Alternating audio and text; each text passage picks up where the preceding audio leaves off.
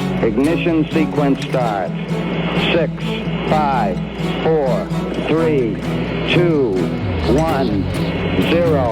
Liftoff. We have a liftoff.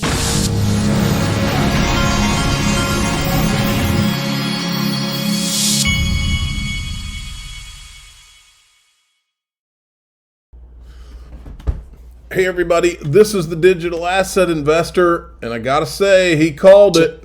In this election, you will quickly have a Kamala economic crash. You could have a crash. You could also have a crash like in 1929, more specifically, because that's where we're heading. Well, today feels like 1929. He says, I told you so, stock market's crashing. I told you so, Kamala doesn't have a clue. Biden is sound asleep, all caused by inept U.S. leadership. Folks, it's pretty obvious at this point. It's time to take out the trash and get rid of these people. What time is Kamala holding a press conference and fielding questions on Black Monday 2.0, which is what they're comparing this to? This says Japan's stock market suffers worst losses since 1987, folks. I remember 1987. It's known as Black Monday. From 1987, I wrote a report on it because my dad was affected by the stock market crash called Black Monday in 1987. And I wrote, he helped me write a paper on it when I was in middle school, I think. And so I'm very familiar with Black Monday. Now they're talking emergency Fed rate cuts.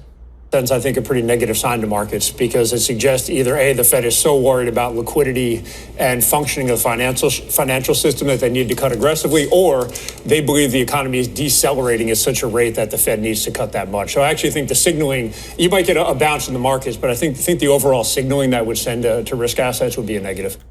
Sends, I think, a pretty negative sign to. Then we have this over $1.93 trillion wiped out of the U.S. stock market so far today. And then this was an interesting clip. History in the making. Of what some would call history in the making. Scary, don't say that. We have never been down 1,000 points ever, not even intraday on the NASDAQ. Is that true? That is true. Okay. Down 6% right from the get-go. This is heavy big tech. Here we go. Look at them go down. Microsoft is down $20. That's 5%. Alphabet, 5%. Meta, 6%. Amazon, 6%. Apple, 9% down. Let's pull out Apple. This is interesting. So it has been crushed. Look at this. There were 6 trading platforms down. Citi, Fidelity, E-Trade, Vanguard, TD Ameritrade, Charles Schwab. Bloodbath. Now, let's talk about, I've always believed that digital assets were, I won't say created out of the financial crisis, but activated out of the financial crisis. I don't think it's a coincidence that Bitcoin was released to the world by whatever government or governments that created it in 2009. I believe all of this stuff was a solution down the road to financial crisis, a solution to the world reserve currency status, all of that. I think that the people running our country knew a long time ago this would be as important as the creation of, or more important, as the creation of the atom bomb. And so that is something you would keep secret, right? Like Satoshi. Here's Jim Rickards, who was in one of the 3-letter agencies, you know.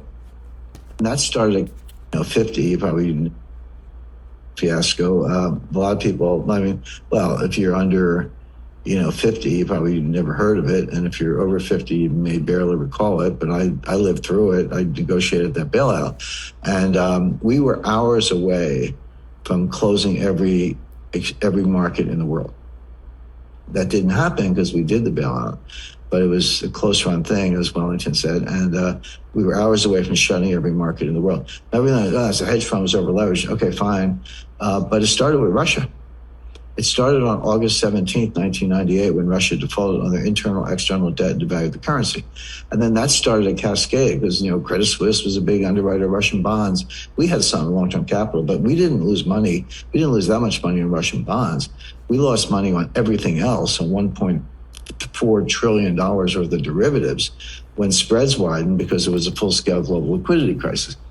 But it started with Russia. It did not start in Greenwich, Connecticut. It just ended up there. My point being, here we go again. And also, by the way, Biden issues statement after senior economic advisor quits. Gene Sperling, who was also happened to be on Ripple's board of directors at one point, or he was an advisor, one of those things. He was at one of Ripple's swell events.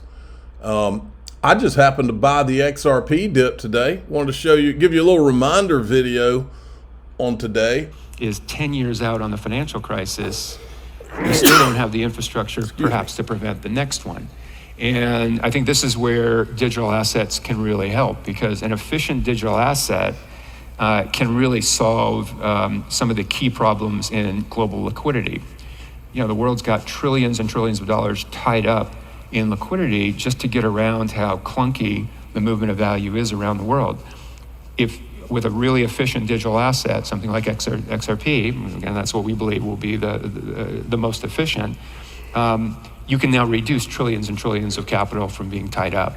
So you can make those transfers instantly as a bank or as a payment provider or as an enterprise without having to have money pre-positioned all over the world. So that. There you go. That was at Money 2020 a few years back. And then this was Brianna Madigan, who was at Ripple for a while. Attribute of a healthy liquid market is really resilience. And that is getting at the ability for a market to recover from a significant systemic event. Okay. Then this was from Black Swan Capitalists. The financial landscape's undergoing many transformations driven by a convergence of events revealing the foundation for a new monetary system. The Ripple stablecoin is strategically positioned to address the liquidity crisis that will emerge as dollar liquidity plummets. Now remember, folks, what do people do? What does Warren Buffett own the most of through his company? Is T-bills. What was Tether created for? Listen to what Anthony Pomp, quote, we think, ex-military intelligence Anthony Pompliano. Listen to what he says. He tells you right here why stablecoins were created. Coins are, probably becoming so large and important that they're now kind of too big to fail from a systemic standpoint. Too big to which is fail. Hilarious. There's that word again. The financial system went through with the banks in 2008, 2009. But stablecoins now do collectively as much transaction volume as Visa. They also are the 16th largest holder of U.S. Treasuries. That's really important because at the time when China and Japan, who used to buy 22% of U.S. Treasuries, are only buying about 7%. Now you see why this was all done. Now you see why Tether was allowed to be offshore, and it's basically the government / three-letter agencies behind it. The whole purpose of it was to suck up the inflation, to buy those treasury bills that people didn't want to buy anymore, to, at a minimum, give the appearance of a healthy market. Somebody else to step in and be those buyers of treasury. And so whether it is Tether, USDC, or many other stable coins, they are now becoming one of those large holders of treasuries. And so from the U.S. government standpoint, they're really important, and we need to make sure that they continue to buy them and hold those treasuries. At the same time, I think what you're seeing is people realize, hey, I don't want to spend my Bitcoin. I don't want to spend an asset that I think is going to go up in value over time. It serves as this great store of value. So if I do want to buy things using these new crypto rails, maybe it's better to spend the thing that's going to be worth less in the future and kind of spend the fiat money. And so it looks like there's kind of this, symbiotic relationship that is being created where Bitcoin is preserving value and stablecoins are allowing you to transact value, and they're kind of rising together. I will say it again for the jillionth time. It was never Bitcoin. Now, this is, what's this guy's name? Reese Merrick, Managing Director of Middle East for Ripple. This is a whole clip, but I'm not going to play the whole thing. I'm just going to play you a little of this so you can get a taste of it. Are attracting businesses to kind of set up and grow there. Okay. So Ripple have been in existence 12 years now. Yeah. And our key focus has always been on payments. And really, if you look at how cross-border payments specifically are done at the moment, they're running on technology built in the 1970s. So, if I want to make a payment to my mum in the UK, essentially it could get there tomorrow, it could get there in a week. it may not get there at all, right? So they're very slow, they're expensive, and essentially there's a lot of failures. So really from a Ripple perspective, we were like, how can crypto and blockchain really solve some of the pain points when it comes to moving, money cross-border?